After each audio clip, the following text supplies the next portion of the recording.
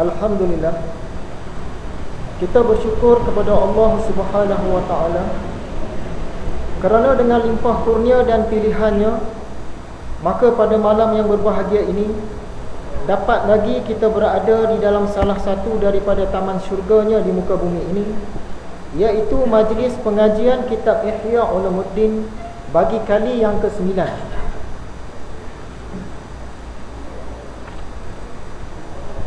Jadi antara kelebihan-kelebihan kita menuntut ilmu ini, sebagaimana maksud salah satu daripada hadis Rasulullah SAW, riwayat Imam Bukhari dan Muslim, barang siapa yang dikehendaki oleh Allah untuk memperoleh kebaikan, nescaya dianugerahkannya pemahaman dalam agama dan diilhamkannya petunjuk. Jadi kehadiran kita ini tidak lain tidak bukan antaranya ialah untuk mendapatkan lebih pemahaman dalam agama dan juga untuk mendapatkan lebih petunjuk.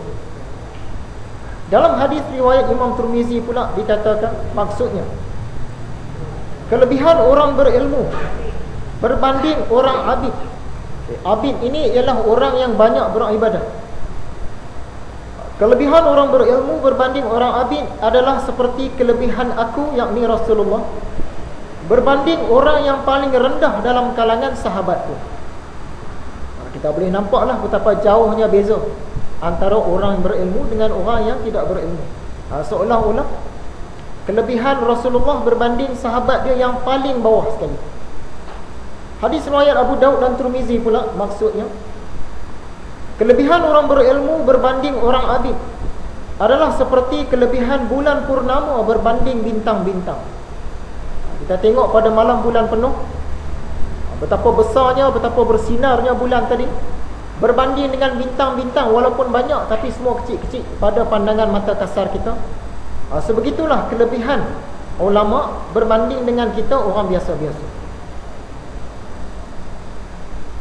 Kata Ibnu Abbas, Nabi Sulaiman diminta pilih, yang mana yang kamu nak? Nak ilmu kah? Nak harta kah? Ataupun nakkan kerajaan? Jadi Nabi Sulaiman dia memilih ilmu. Disebabkan dia memilih ilmu ni tadi, Allah kurniakan kepada dia ketiga-tiganya sekali. Ilmu pun dapat, harta pun dapat, kerajaan pun dapat. Kata Ibnu Abbas, dan demikian juga menurut Abu Hurairah, Imam Ahmad bin Hanbal, bertukar-tukar fikiran tentang sebahagian daripada malam lebih aku sukai daripada melakukan ibadah sunat pada malam itu. Ini nak cerita kelebihan ilmu. Dan kata Imam Asy-Syafi'i, menuntut ilmu adalah lebih utama daripada melakukan ibadah sunat. Hadis riwayat Imam Muslim lagi menunjukkan kelebihan menuntut ilmu. Barang siapa menjalani suatu jalan untuk menuntut ilmu, maka dia dianugerahkan oleh Allah jalan ke syurga. Jadi jalan tu dah dianugerahkan, dapat tak dapat je lagi. Hadis riwayat Imam Ahmad, Ibnu Hibban dan Al-Hakim, sesungguhnya malaikat itu membentangkan sayapnya kepada penuntut ilmu, tanda rela akan usahanya itu. Dan kata Abu Darda, barang siapa berpendapat bahawa pergi menuntut ilmu itu bukan suatu jihad, maka orang itu adalah orang yang kurang akal. Maksudnya kita yang datang menuntut ilmu ini, khususnya ilmu agama, juga berada dalam kalangan para mujahidin, walaupun bukan jihad akbar, tapi tetap dikira sebagai jihad juga. Itulah tadi antara kelebihan-kelebihan menuntut ilmu. Apabila kita dah tahu kelebihan-kelebihan ini, maka hati kita pun berasa lebih seronok, berasa lebih tenteram, ya, untuk terus mengikuti majlis-majlis ilmu tak kira di mana pun berada. Jadi pelajaran kita malam ini masuklah kali yang ke-9. Sebelum masuk kepada pelajaran yang baru, kita nak imbas sikit pelajaran dalam kuliah yang lepas. Dalam kuliah yang lepas kita bicarakan tentang fahaman ahli falsafah yang salah.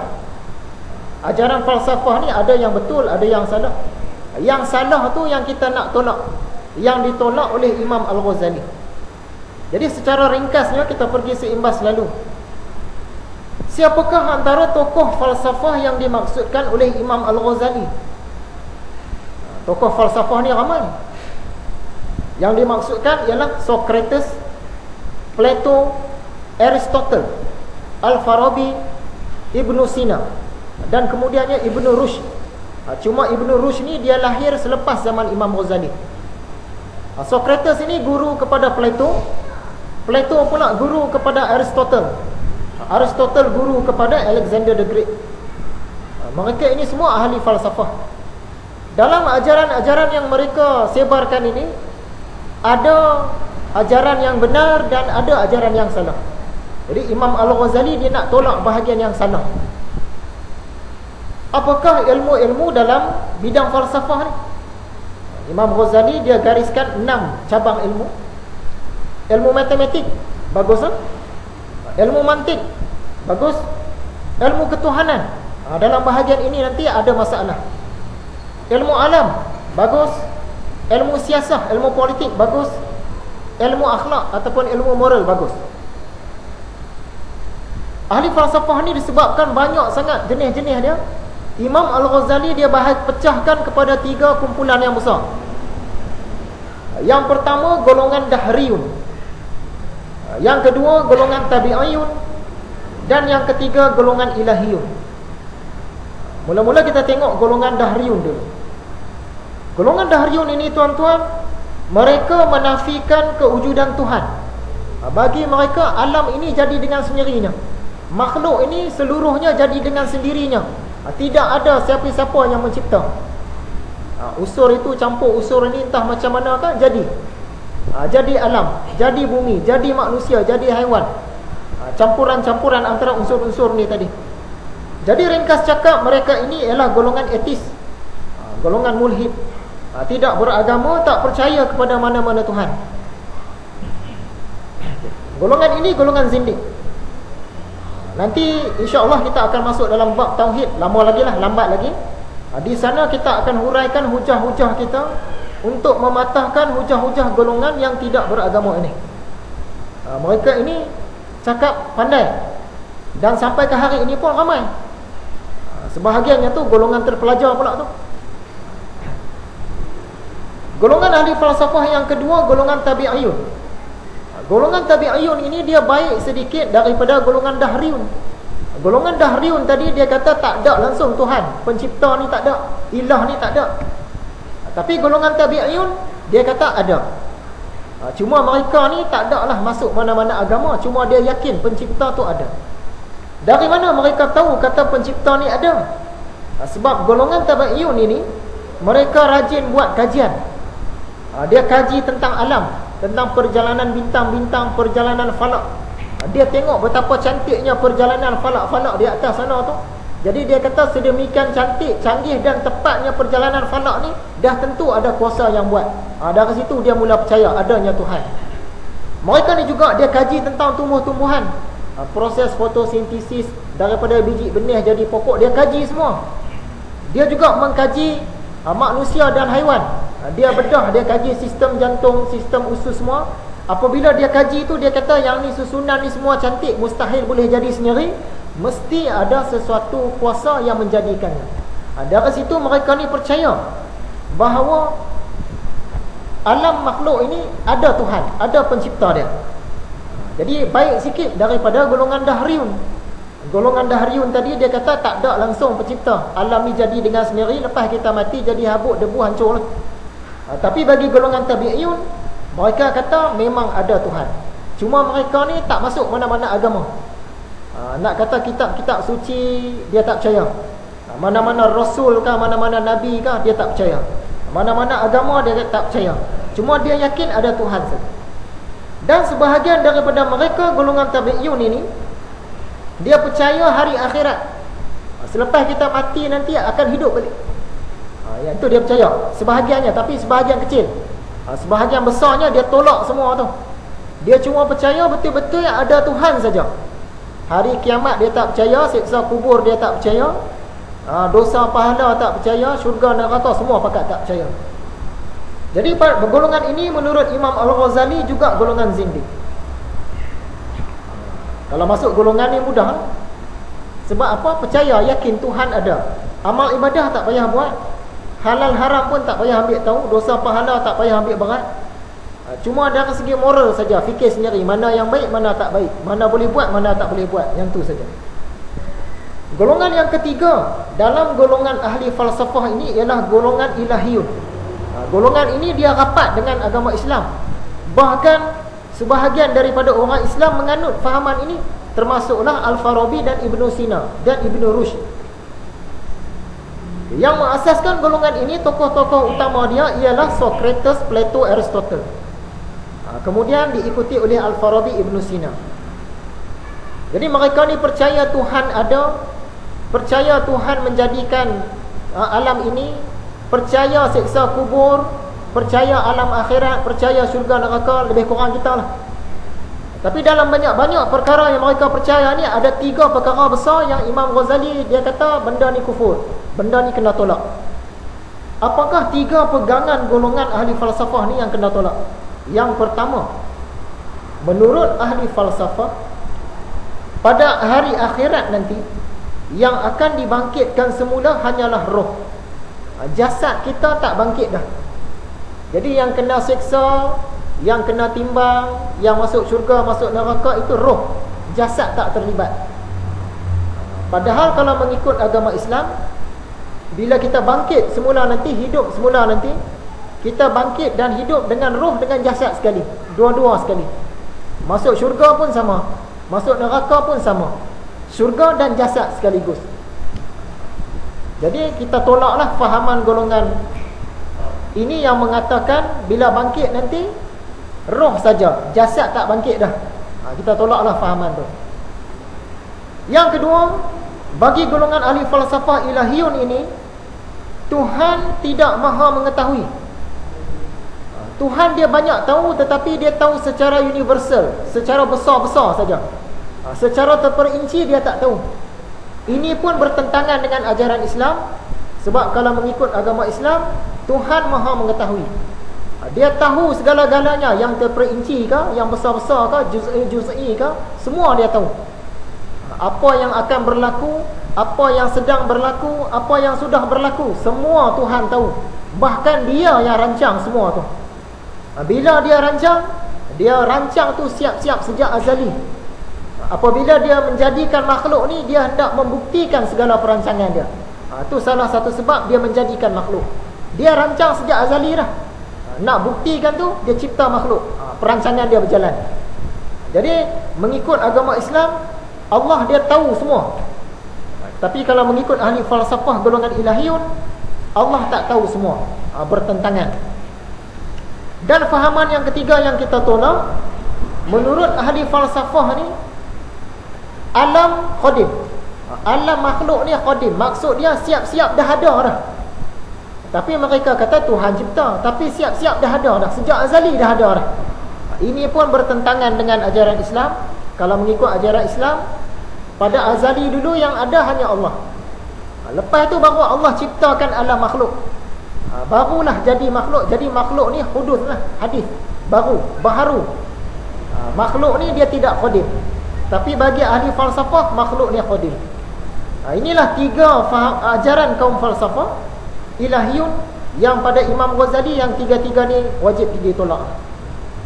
Selesailah ulang kaji tentang golongan falsafah.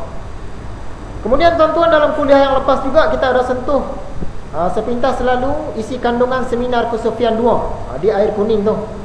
Ini kita pergi secara cepat je lah. Kata Ustaz Siddiq Nur, sebenarnya peminat tasawuf ni banyak, ramai. Tetapi kita sering terlepas pandang. Sesekali berkumpul baru nampak ramai, baru nampak kekuatan. Kemudian beliau berasa kesal lah dengan sikap sesetengah syekh tarekat ni. Sebab mereka ni hanya tumpukan kepada amal ibadah yang khusus. Dengan suluk dia, dengan zikir dia, dengan macam-macam program tawajuh dia semualah. Tapi dalam hal ehwal masyarakat, perjuangan umat ni mereka tak mau ambil tahu. Jadi ini sesuatu yang sangat dikesali lah. Sepatutnya orang-orang sufi ni lah yang terkedepan. Yang ketiga, kata Ustaz Siddiq, dunia tasawuf dan orang-orangnya dijadikan musuh utama oleh penganut ajaran Wahabi. Kalau Salafi Wahabi ni dengan Sufi ni cukup pantang, boleh kata musuh utama. Dalam agama Islam ni kita ada virus-virus dia. Kita diserang daripada luar dan serang daripada dalam. Dirosakkan dari luar dan cuba dirosakkan dari dalam. Dari dalam ini ada 6 virus dalaman. Yang pertamanya golongan anti hadis. Dia dalam Islam juga, tapi dia rosakkan Islam dari dalam. Yang keduanya Ahmadiyah Qadiani. Yang ketiganya golongan Syiah. Yang keempatnya Salafi Wahabi. Yang kelimanya ajaran-ajaran sesat. Dan yang keenamnya golongan siplis, sekularisme, pluralisme, liberalisme. Mereka ni ringkas cakap masih duduk dalam kalangan umat Islam, tapi dia punya fahaman tu merosak dari dalam. Ni bahaya. Jadi golongan tasawuf ni dijadikan musuh utama oleh penganut ajaran Salafi Wahabi tadi. Pada zaman Nabi Muhammad, ada satu tempat anjung di tempat masjid Nabi tu, di sana ada ahli sufah duduk. Orang-orang yang susah, orang-orang yang tak ada rumah, para musafir, orang yang tak ada kerja, dia duduk di situ. Jadi mereka ni banyak buat amal ibadah. Sebahagian orang kata daripada nama sufah ni lah datangnya sufi dan tasawuf tadi. Jadi pada zaman Nabi, ahli sufah ni mereka tak buat ibadah saja. Apabila sampai satu-satu masalah, satu-satu kerja yang melibatkan umat, mereka ni antara barisan pertama yang pergi. Kalau kata ada perang ke, ada gotong royong ke, mereka yang pergi dulu. Jadi berbezalah dengan sikap sebahagian daripada orang sufi. Sebahagiannya mereka ni tak mau terjun langsung ke dalam masyarakat, nak memperjuangkan isu-isu masyarakat ni tak mau langsung. Dia tumpu kepada dia punya amal ibadah saja. Yang tu yang dikesali. Yang kelima, kata Ustaz Siddiq lagi, pada zaman Sayyidina Abu Bakar, masa mula-mula dia dilantik jadi khalifah, ada kumpulan orang Islam yang masih amalkan Islam macam biasa, tapi mereka ni tolak satu benda saja. Apa yang mereka tolak, iaitu bayar zakat. Disebabkan mereka ni tolak bayar zakat, Sayyidina Abu Bakar hantar utusan mereka pun datang jumpa, tak boleh selesai juga. Sayyidina Abu Bakar dia hantar rombongan perang. Kita tengok macam mana baru satu daripada syariat Islam ni dah diabaikan oleh orang Islam. Sayyidina Abu Bakar dia bertindak tegas. Dia hantar rombongan tentera terus, serang terus golongan ni. Padahal mereka ni tak mau bayar zakat saja, yang lain-lain buat lagi. Cuba kita bandingkan dengan dunia hari ini. Umat Islam hari ini sebahagiannya tu dah menolak bukan saja zakat, macam-macam lagi ditolak. Seandainya lah Sayyidina Abu Bakar ni ada zaman sekarang, kita tak tahu lah. Dia pekat serang lah kot. Yang mana yang tolak-tolak ni kan. Yang keenam, dinyatakan beberapa orang tokoh tasawuf yang berjuang, seperti Imam Syamil di Rusia, Chechnya sana, Haji Abdul Rahman Limbung, Tok Janggul, Umar Mukhtar, Al-Mahdi di Sudan dan lain-lain. Kita lompatlah sikit sebab ni dah lalui dah hari tu. Yang kesembilan, kata Ustaz Siddiq, hati laksana burung, jasad laksana sangkar. Burung pun kita kena jaga, sangkar pun kena jaga. Jadi orang yang roh dia kuat, roh dia boleh menguasai jasad dia. Kalau burung dalam sangkar tadi dia kuat, silap-silap dia boleh terbangkan sangkar, walaupun burung tu duduk di dalam sangkar. Jadi matlamat pelajaran tasawuf ni kalau boleh sampai nak peringkat itu. Tapi susahlah nak dapat. Biasanya roh kita ni lemah. Burung yang kecil duduk dalam sangkar tak boleh buat apa-apa. Itulah roh kita. Tapi kalau roh ulama-ulama, dia kuat. Seumpama burung yang besar duduk dalam sangkar, dia boleh terbangkan burung tu. Sampai setara itu. Yang ke-10, antara maksud kata-kata Imam Ghazali, muka kita ni tempat tilikan makhluk. Orang duk tengok muka kita ni lah.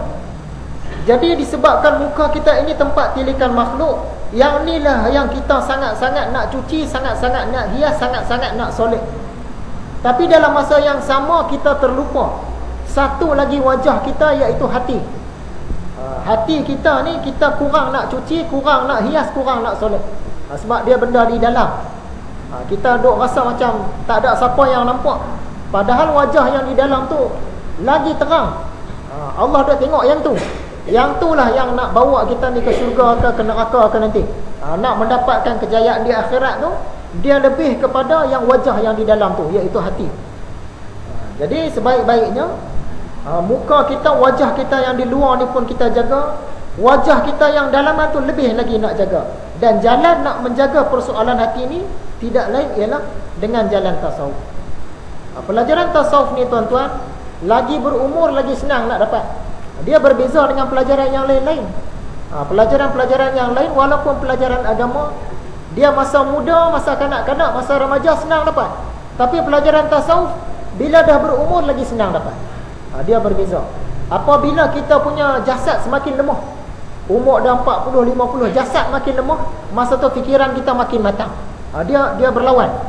Jasad makin lemah, kita punya kerohanian makin kuat. Kita semakin bertambah sabar, makin fikir panjang, makin panas baral makin turun. Jadi waktu itu kena pelajaran tasawuf memang kena cantik. Dia beza dengan pelajaran lain. Kita nak menghafal Quran, umur 40, 50 nak hafal satu Quran dia berat dah. Sebab yang tu dia pelajaran untuk muda-muda. Tapi pelajaran tasawuf ni untuk yang berumur sangat berkesan. Bila melemahnya jasad, maksud dia semakin kuatnya kita punya minda.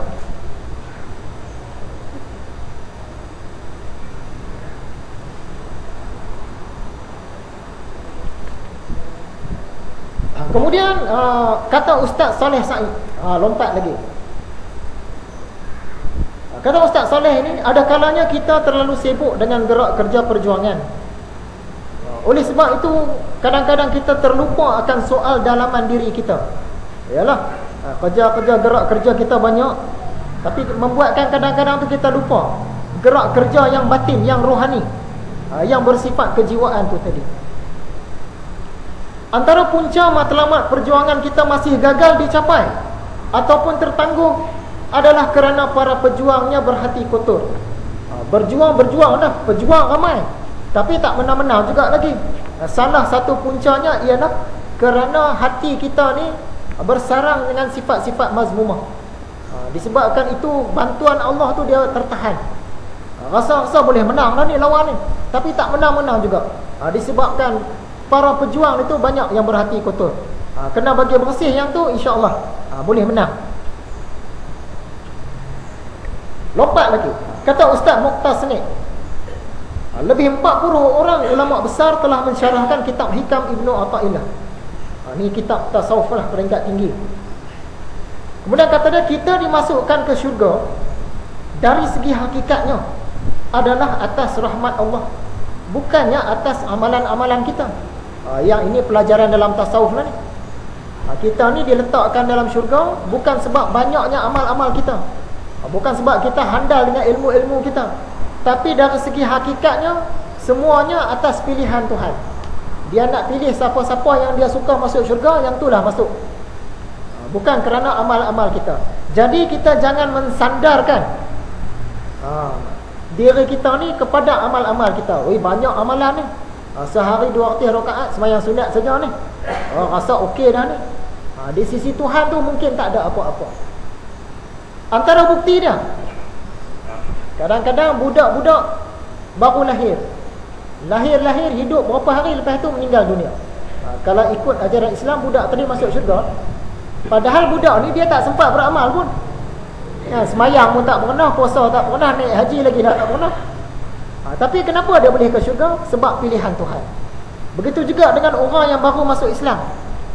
Dia mengucap 2 kalimah syahadah, sejam lepas tu tiba-tiba mati. Ringkas cakap, kalau ikut fahaman kita ni syurga lah, sebab dosa tak ada kan. Macam mana boleh ke syurga? Padahal dia semayang pun tak banyak macam kita, puasa pun tak pernah lagi, haji pun tak pernah. Jadi ini membuktikan bahawa ke syurga atau tidaknya kita ni sebenarnya atas rahmat Allah, atas pilihan dia semata-mata. Sungguh pun begitu, kita tetap kena usaha. Tak boleh pula kita ikut golongan Jabariyah ke Qadariyah ke. Biarlah kan, aku masuk syurga ke neraka ke, Allah yang tentukan atas rahmat dia. Jadi tak payahlah semayang-semayang buat amal ibadah. Kalau dia kata masuk syurga lah, tak payah semayang pun. Itu fahaman yang salah. Fahaman yang salah Jabariyah, yang tu tak boleh.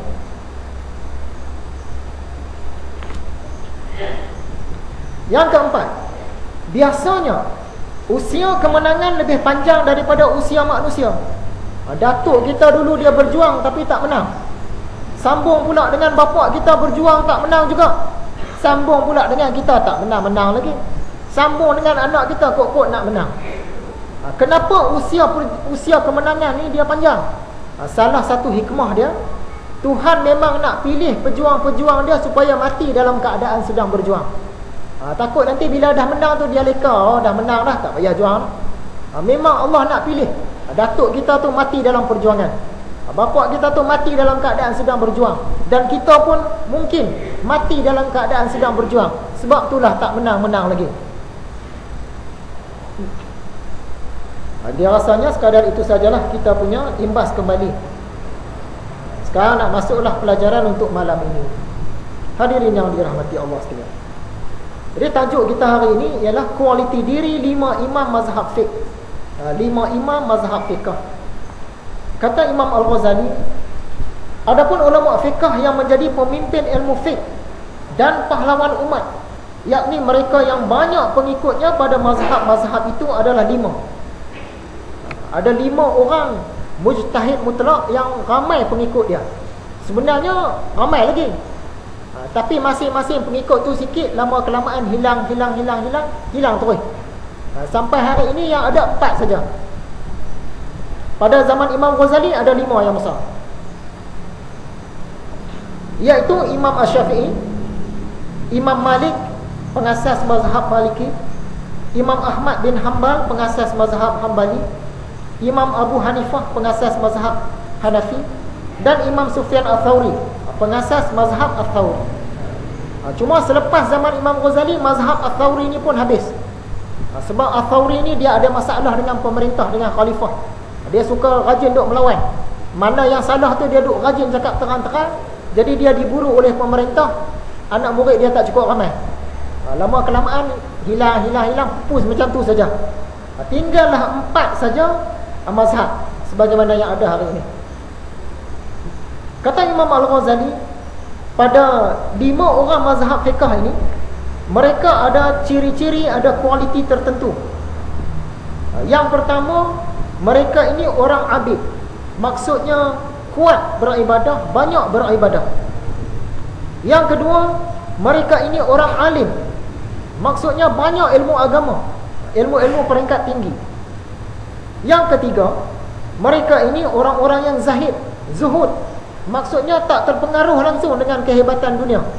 Sama ada mereka ni orang miskin ke, orang kaya ke, tak terpengaruh langsung dengan kelazatan-kelazatan keduniaan ni. Yang keempat, mereka ini faham akan kepentingan umat.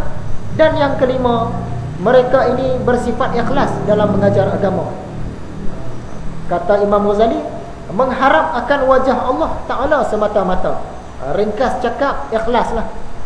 Nak faham macam mana kata wajah Allah ni, nanti masuk bab tauhid baru sampai. Jadi 5 orang mujtahid mutlak ini, mereka ini orang yang abid, orang yang alim, orang yang zuhud, orang yang faham akan kepentingan umat, dan orang yang ikhlas. Malangnya, pada zaman Imam Al-Ghazali ramai ulama fiqh, tapi rata-rata ulama-ulama yang ada pada zaman dia tu tidak abid. Ilmu ada tapi tidak abid, tidak zuhud, masing-masing berebut jawatan, berebut harta benda dan kemewahan hidup, dan mereka pun tidak ikhlas. Ini salah satu sebab Imam Al-Ghazali dia susun kitab Ihya ini dengan nama Ihya Ulumuddin, maksudnya menghidupkan ilmu-ilmu agama.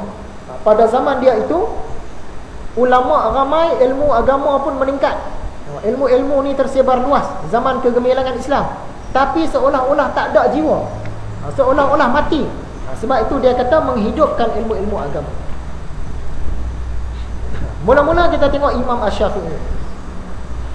Ini imam yang mengasaskan mazhab Syafi'i. Yang ringkas cakap, orang di Nusantara ini rata-ratanya bermazhab Syafi'i lah. Antara bukti Imam Syafi'i ini seorang yang abid, yang banyak beramal ibadah, ialah dia membahagikan waktu malam dia kepada 3 bahagian.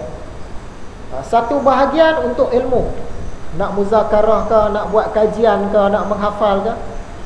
Satu bahagian lagi untuk melakukan amal ibadah. dan satu bahagian lagi untuk berehat. Ini malam bagi Imam Syafi'i. Kalau bagi kita kan bahagi dua, separuh malam untuk berhibur, separuh malam untuk berehat. Yang tu kita, Imam Syafi'i ini dia bahagi tiga. 1/3 untuk ilmu, 1/3 untuk ibadah, dan 1/3 lagi untuk berehat. Ini menunjukkan dia abid rajin beribadah. Kemudian pada bulan Ramadan, Imam Asy-Syafi'i dia mengkhatamkan Al-Quran 60 kali. Betapa rajinnya baca Quran dalam semayang tu. 60 kali tu dalam semayang. Kalau kita bahagi, maksud dia sehari 2 kali khatam dalam sembahyang saja. Yang di luar sembahyang kita tak tahu. Sebulan 60 kali khatam. Ini menunjukkan dia satu orang berilmu dan satu orang ahli ibadah. Kata Imam Syafi'i, aku tidak pernah kenyang selama 16 tahun. Dia makan tu tak pernah rasa puas. Lepas nak rasa dah nak sampai nak kenyang tu, dia berhenti siap-siap dah. Kerana kenyang itu memberatkan tubuh, mengasatkan hati, menghilangkan cerdik, menarik kepada tidur, dan melemahkan orang yang kenyang itu daripada beribadah. Kita nampak di sana perkataan dia nak beribadah. Jadi menunjukkan dia satu orang yang abid, sanggup tak kenyang selama 16 tahun, antaranya untuk beribadah. Zuhud. Kata Imam Al-Ghazali, zuhud ni sebetulnya bukanlah tak ada harta langsung. Setengah orang ni dia faham, kata zuhud ni pakai baju koyak-koyak, pakai serban yang lusuh, pakai seluar pun yang dah compang-camping, yang tu zuhud. Tu tak kena zuhud ni. Zuhud ni dia tak terpengaruh dengan kelazatan keduniaan ni. Sebab itulah ramai yang pakaian biasa-biasa saja. Kadang-kadang orang kaya tu. Tetapi zuhud ialah kosongnya hati daripada harta itu. Antara bukti zuhudnya Imam Asy-Syafi'i, Imam Syafi'i dia pergi ke Yaman. Dia berangkat dari Mekah dengan bawa 10,000 dirham. Di luar kota Mekah, dia bangunkan kemah dia. Lepas tu orang datang jumpa dengan dia, dia pakat bagi 10,000 dirham dia pakat bagi. Habis di situ saja. Satu dirham ni kalau ikut nilai sekarang ni mungkin dalam RM20 kot. Maksud dia RM20,000 lah. RM20,000, siapa yang datang ziarah tu dia pakat bagi. Habis. Imam Syafi'i juga dah berpesan, dia kata hendaklah kamu zuhud di dunia dan gemar ke akhirat. Ikhlas. Antara bukti Imam Syafi'i ini dia ikhlas dalam ilmu agama ni, apabila dia berkhilaf pandangan, dia berbeza pandangan dengan orang lain, terpaksa berdebat, terpaksa berhujah, dia suka kalau lawan dia tu betul. Kalau kita lawan debat dengan orang, kita suka lawan kita tu salah, supaya kita ni betul. Tapi Imam Syafi'i ini kalau lawan dia suka, dia seronok. Kalau lawan dia betul, dia seronok. Menunjukkan dia betul-betul ikhlas. Dia berdebat tu, bertukar fikiran tu memang nak dapatkan yang mana keputusan terbaik. Tak kira dia dapat ke, lawan dia dapat ke. Jadi perdebatan ni kalau ikut Imam Ghazali seolah-olah mencari benda yang hilang. Kita dengan lawan debat kita sama-sama cari. Tiba-tiba lawan debat kita yang dapat jumpa benda tu, dia seronok, kita pun seronok. Sepatutnya macam itu. Dan kalau kita pun kita jumpa benda tu, lawan debat kita patut seronok, sebab nak cari kebenaran. Tapi perdebatan yang biasa berlaku sekarang, kalau lawan kita dapat kebenaran tu, kita rasa tak senang hati, rasa dengki, rasa marah sebab dia dapat. Tu tak kena dengan etika perdebatan. Alim.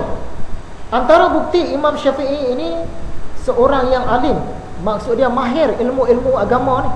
Bukan kata ilmu zahir saja, ilmu batin pun mahir juga. Buktinya dia banyak cerita tentang hal-hal kejiwaan. Dia menasihatkan orang tentang sifat riak, cara-cara mengubat sifat ujub, kaedah-kaedah pemeliharaan jiwa dan hati, cara memanfaatkan batin, tentang kewarakan, kesabaran, penjagaan lidah dan sebagainya, yang mana semua ini merupakan inti pelajaran ilmu tasawuf, ilmu yang berkait dengan hati, ilmu muamalah. Lagi tanda bukti Imam Asy-Syafi'i ini seorang yang banyak ilmu agama dia. berdasarkan Imam Ahmad. Imam Ahmad ni anak murid dia. Imam Ahmad ni setiap kali sembahyang selalu dia doakan Imam Syafi'i ni. Sampaikan anak dia tanya, siapa dia ni pak Imam Syafi'i ni yang kamu asyik doa untuk dia? Kata Imam Ahmad, wahai anakku, Imam Syafi'i itu seumpama matahari kepada dunia dan seumpama kesihatan kepada manusia. Imam Ahmad tu pun mujtahid mutlak dah, ilmu agama tinggi dah, tapi dia masih doakan kesejahteraan buat Imam Syafi'i. Dan dia kata Imam Syafi'i ni seumpama matahari bagi dunia. Ini menunjukkan betapa melautnya ilmu yang ada pada Imam Syafi'i. Kata Imam Ahmad lagi, tidak ada seorang pun yang menyentuh botol tinta, nak tulis kitab ke, hal ehwal agama ke, melainkan ada jasa Imam Syafi'i padanya. Ini menunjukkan betapa berilmunya Imam Syafi'i. Kata Yahya bin Sa'id Al-Qattan, tidak pernah aku bersolat selama 40 tahun yang aku tidak berdoa di dalamnya kepada Imam Syafi'i, kerana Allah Azza wa Jalla telah membuka pintu ilmu baginya. Disebabkan keilmuan Imam Syafi'i ini, maka Yahya tadi selama 40 tahun dalam doa-doa dia mesti doa untuk Imam Syafi'i. Seterusnya kita tengok Imam Malik. Imam Malik ini tuan-tuan adalah guru kepada Imam Syafi'i. Imam Syafi'i pula guru kepada Imam Ahmad. Tapi masing-masing bawa jalan sendiri. Masing-masing mujtahid mutlak, dah sampai kepada peringkat dia. Jadi mereka masing-masing mengasaskan mazhab fiqh yang sendiri. Antara bukti Imam Malik ni seorang yang ikhlas, kata Imam Syafi'i, dia cerita pasal guru dia, aku melihat Imam Malik ketika dia ajukan kepadanya 48 masalah, maka dia menjawab 32 daripada masalah-masalah itu aku tidak tahu. Orang tanya dekat dia 48 persoalan, dia jawab 16 saja. 32 lagi dia kata dia tak tahu. Bukan dia tak tahu sepenuhnya, tapi sebabkan benda tu dia tahu sikit-sikit, tak confirm, dia jawab tak tahu, ringkas. Jadi beza dengan ulama fiqh pada zaman Imam Ghazali. Zaman itu siapa yang boleh jawab setiap soalan ni, dia mudah dapat jawatan, mudah dapat pengaruh, mudah dapat pengikut. Jadi masing-masing berlumba nak jawab. Orang tanya jawab, tanya 100 soalan, jawab 100. Tapi kalau ikut Imam Malik tadi, dia berhati-hati dengan berbicara ni. Orang tanya 48, dia jawab 16 saja. Lebihnya tu dia tak apa tahu, dia jawab aku tak tahu. Dia tak segan pun nak kata, aku tak tahu. Jadi ini sikap yang terpuji lah, menunjukkan dia betul-betul ikhlas. Dia tak mengharapkan penghargaan orang ramai, tak mengharapkan jawatan, tak mengharapkan pemerhatian daripada pihak khalifah. Imam Malik terus meriwayatkan hadis-hadis yang tidak disukai oleh pemerintah, khususnya Khalifah Abu Ja'far Al-Mansur, walaupun dia dicemeti. Konon ceritanya, bukan konon lah, cerita betulnya. Orang tanya kepada Imam Malik ni, sahkah talak yang dijatuhkan secara paksa? Jadi Imam Malik pun buat keluar hadis-hadis, kata talak ni mana boleh paksa, kalau paksa tak sah. Khalifah ni marah. Sebab apa? Khalifah ni dia ada kes. Kononnya, yang ni baru kononnya. Kononnya khalifah ni dia berkenan dekat bini orang. Sebab dia berkenan tu, dia paksa suami orang tu ceraikan isteri. Disebabkan paksa, orang tu pun cerai lah. Tapi kalau ikut Imam Malik, tak sah cerai tu.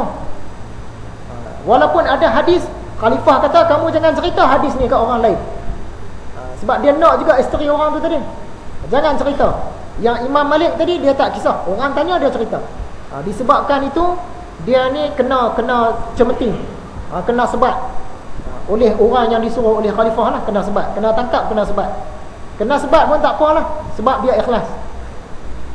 Alim, nak membuktikan alim ataupun berilmunya Imam Malik ni, suatu hari Khalifah Harun Ar-Rasyid, dia kata, wahai Imam Malik, sekarang ni marilah ikut saya, kita menjelajah negara ni, nak bawa aliran kamu, nak bawa mazhab Maliki ni saja, mazhab yang lain-lain tu tak mau lah. Nak bawa kitab Imam Malik, kitab Muwatta' tu. Imam Malik kata tak apa, setiap negeri ada ahli dia. Mazhab sana biarlah mazhab dia, Tak boleh nak paksa-paksa. Jadi ini menunjukkan dia tu ada ilmu, sampaikan khalifah nak ambil mazhab dia tu jadi pegangan mazhab seluruh dunia Islam.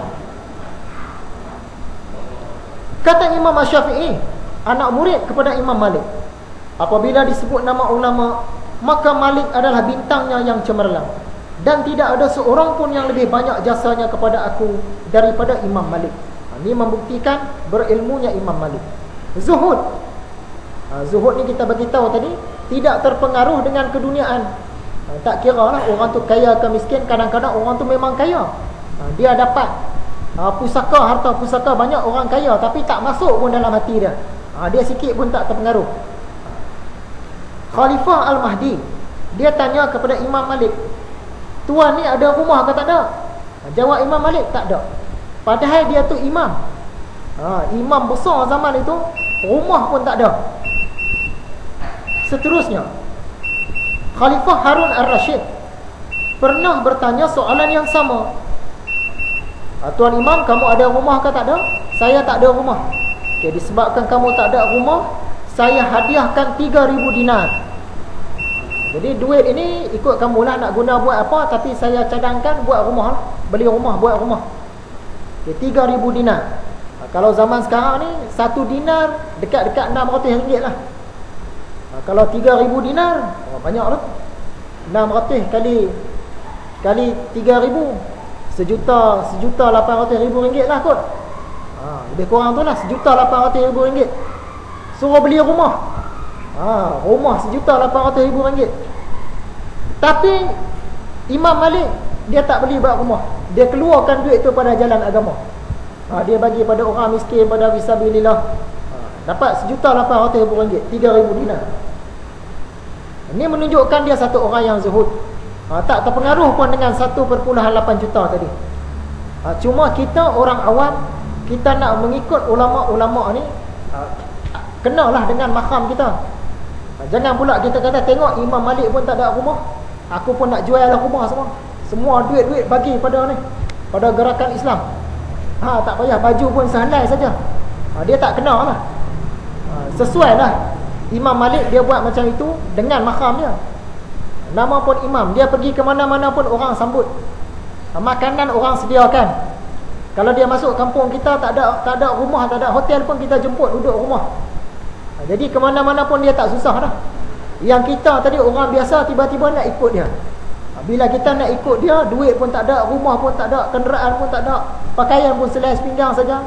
Kita pergi ke mana-mana, siapa nak bagi kita makan? Orang tak jemput pun duduk rumah. Jadi tak kena dengan makam kita tu. Berpada-padalah nak ikut Imam Malik. Imam Malik ni pula, kekhususan untuk dia, kalau di Madinah tu, dia tak pakai kasut. Dia kata dia tak sanggup nak pakai kasut, takut memijak bumi yang di dalamnya ada jasad Rasulullah. Tapi yang itu khusus untuk dia seorang. Imam Syafi'i pun dia tak suruh buat macam tu. Jangan pula kita nanti bila pergi buat haji tak mau pakai kasut. Dekat Madinah tak mau pakai kasut. Ni kenapa ni Syekh tak pakai kasut ni? Ana nak mencontohi Imam Malik, tak pakai kasut. Ni tak kena. Imam Malik juga di Madinah, dia tak pernah naik kuda. Dia tak pernah naik kenderaan.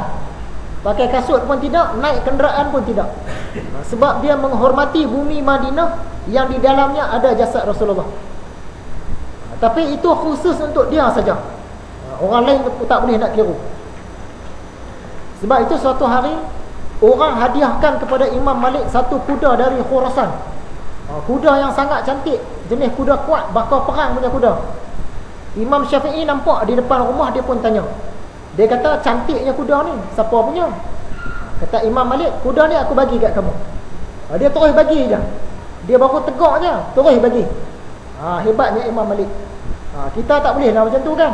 Kita tak sampai mahram tu. Sekali ustaz-ustaz datang mengajar, dia balik, kita pun tegak. Lawa kata ustaz. Tak apa ambil. Tak kenal kan. Ustaz tu dia tak sampai ke peringkat Imam Malik. Dia nak terus bagi je. Imam Abu Hanifah, antara bukti dia seorang yang abid, kata Abdullah bin Mubarak, Imam Abu Hanifah ni seorang yang sangat banyak mengerjakan solat. Dan dikatakan dia ni sering menghidupkan seluruh malam ataupun separuh malam.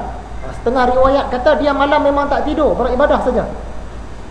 Beribadah dan juga untuk ilmu.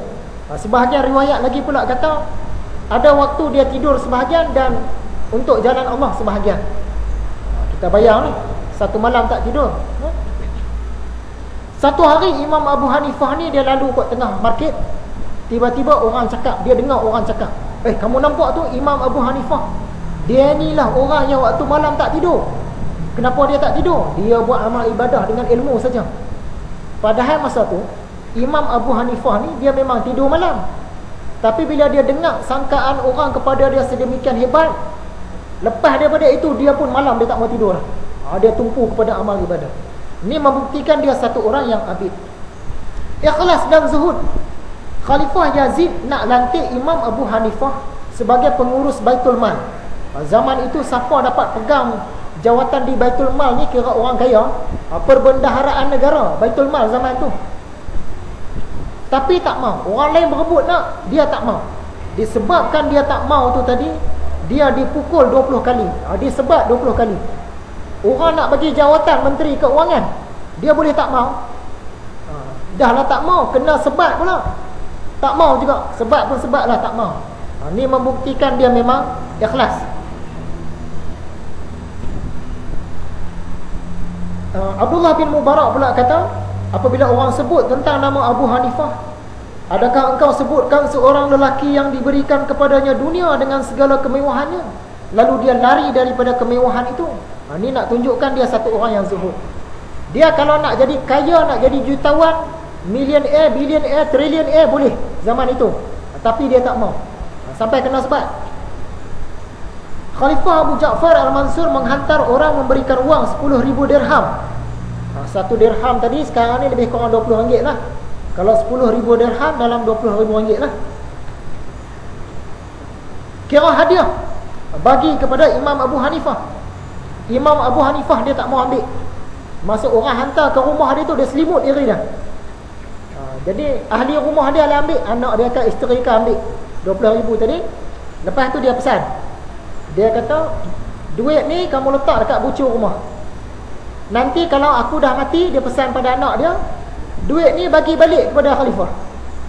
Bagi tahu kat khalifah ni barang yang kamu suruh Imam Abu Hanifah tolong simpan. Bagi balik. Padahal duit tadi hadiah kat dia tu, dia tak mau. RM20,000 tak mau, dia suruh simpan kat sudut rumah je. Jadi apabila dia meninggal dunia, memang betul lah anak dia ambil duit tu tadi, hantar balik pada khalifah. Dia kata ni duit dulu lama dah bagi ni, 10,000 dirham. Sebab bapa aku kata dia suruh, kamu suruh dia jaga. Jadi dia bagi balik. Sampai setara itu. Imam Abu Hanifah juga pernah menolak jawatan khadi. Orang nak bagi khadi. Zaman sekarang khadi ni jawatan biasa-biasa. Zaman dulu khadi ni jawatan besar, hakim besar. Selesailah 3 imam, dan 2 imam yang terakhir iaitu Imam Ahmad bin Hanbal dan Imam Sufyan Ats-Tsauri. Kata Imam Al-Ghazali, adapun Imam Ahmad bin Hanbal dan Sufyan Ats-Tsauri ni, pengikut kedua-dua orang ni kurang, tak ramai. Yang mazhab Hanafi, mazhab Maliki, mazhab Syafi'i itu ramai. Mazhab Hambali dengan mazhab Ats-Tsauri ni kurang. Bahkan sekarang mazhab Ats-Tsauri ni dah tak ada dah, pupus dah. Jadi pengikut Sufyan lagilah kurang, dah pupus lah. Tetapi kemasyhuran 2 orang imam ini dengan waraknya, dengan zuhudnya adalah lebih menonjol. Imam Ghazali dia tak kisahkan mereka ni sebab apa? Dia kata seluruh isi kitab Ihya ni nanti banyak cerita tentang 2 orang tokoh ni. Jadi sekarang dia tak mau cerita lagi. Seluruh isi kitab ini penuh dengan cerita-cerita tentang perbuatan dan perkataan kedua-duanya. Dari itu tidak perlu lagi diperinci sekarang. Dan lihatlah kepada mereka yang mendakwakan dirinya mengikut imam-imam itu, apakah mereka benar pada pendakwaannya atau tidak. Pada zaman Imam Ghazali tadi kita bagi tahu, ulama fiqh ramai, ilmu banyak, tapi kebanyakan mereka ni dah hilang dah dari segi abidnya, hilang dah dari segi zuhudnya, dan hilang lah dari segi ikhlasnya. Masing-masing nak perhatian daripada pemerintah. Jadi rasanya sekadar itu saja perkongsian kita pada malam ini. Sedari awal tadi kita ulang kaji pelajaran yang lepas, iaitu tentang ilmu falsafah. Kemudian kita ulang kaji perkongsian yang lepas juga, iaitu kandungan seminar kesufian. Dan yang terakhirnya pelajaran malam ini, 5 kualiti yang ada pada 5 imam mazhab fiqh yang bertaraf mujtahid mutlak dalam fiqh. Macam Imam Ghazali ni, orang kata dia bertaraf mujtahid mazhab saja dalam mazhab Syafi'i. Sebab itu dia tak buat satu mazhab fiqh yang lain. Dia masih mengikut mazhab Syafi'i. Dan di belakang itu adalah zikir harian. Zikir harian ni biasa kita jumpa di mana-mana. Orang lekat poster dia di surau-surau, masjid-masjid, sekolah-sekolah, bangunan-bangunan pejabat. Dekat RNR Lebuh Raya kat surau-surau pun ada. Zikir harian. Boleh amal, tak amal pun tak apa. Yang ni amalan pilihan. Yang saya sekadar itu saja. InsyaAllah kita jumpa lagi dalam pelajaran yang akan datang. Dan pelajaran yang akan datang nanti, tajuknya sebab-sebab tercelanya sesuatu ilmu itu. Kenapa sesuatu ilmu itu dipandang tercela? Ya, sekadar itu saja. Sekiranya ada salah dan silap, saya mohon banyak-banyak maaf. InsyaAllah jumpa lagi. Wabillahi taufiq wal hidayah. Assalamualaikum warahmatullahi wabarakatuh.